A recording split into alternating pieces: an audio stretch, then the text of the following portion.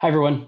Today we're pitching SAT Wars. We see an issue right now in the market where many providers are offering games to help study for the SAT, but none of them are particularly effective. Either they lack continuity in gameplay, they're just a mini game, one off kind of game, or they're too education focused and don't actually drive engagement.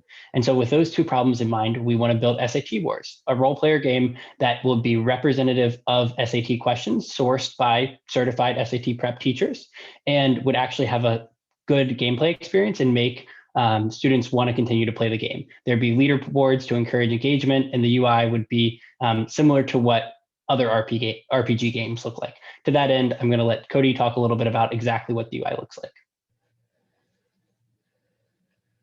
Great. So when we're talking about the game, we've actually decided to outsource many components of the game to an independent studio, primarily because a studio can create it for very low cost and because they have the creative freedom to create a lot of engaging components that would keep our kids coming back and playing the game.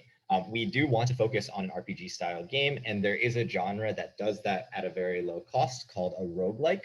And three games that are very popular are Binding of Isaac, Hades, and Darkest Dungeon. So some characteristics that we would really want to include would be RPG components.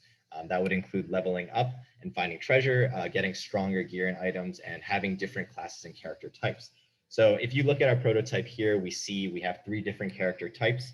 And this would be a treasure room setting where our character can go and actually pick up a new treasure. So this sort of customization where you're visually changing is something that we realized would be very, very engaging and keep our kids coming back to play this game. Another mechanic that we really need to focus on is the combat mechanic. And here we decided to opt with a turn-based system where the speed and accuracy of your problem solving would actually allow you to determine your damage, and you can fight monsters or you can fight with your friends as well. So here we see a sample of our party fighting a really big scary monster.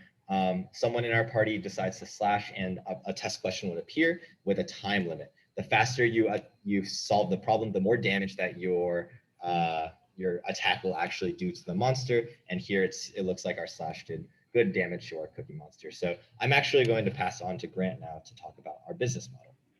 Thanks, Cody. So for our business model, with respect to game programming and cost generally, we plan to hire a game studio, and from various comps estimate that the program will cost approximately $100,000 upfront development, as well as 25% of all sales moving forward. We also plan to partner with a prominent ed tech company like Khan Academy to work with us in creating the content for the game, and anticipate these costs will be $100,000 a year. We additionally see SG&A and other ancillary costs comprising 50% of revenue on an annual basis, which may be slightly higher early on, and we will have a higher focus on marketing. In terms of revenue, we see the lower income demographic in the U.S. as our primary market, particularly those teachers, parents, and schools who cannot afford private tutoring.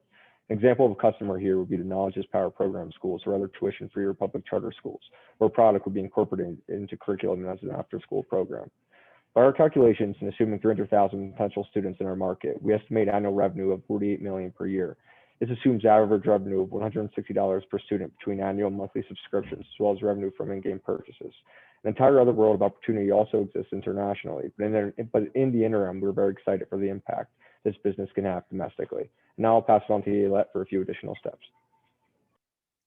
So our next 3 steps are pretty simple. 1 is we need to raise funds. 2, we need to use those funds to build a prototype. And 3, we need to take that prototype into real classrooms and real schools and test it by kids and by teachers and see to how we can improve it so that the game is as fun and as enriching as possible. Education can change the world, and it can open a world of opportunities for students. Right now, the SAT is acting as a gatekeeper and keeping some students from achieving their full potential.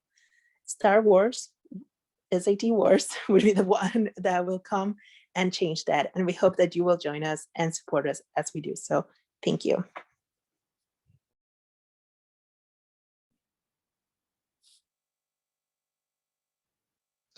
How did we do on time?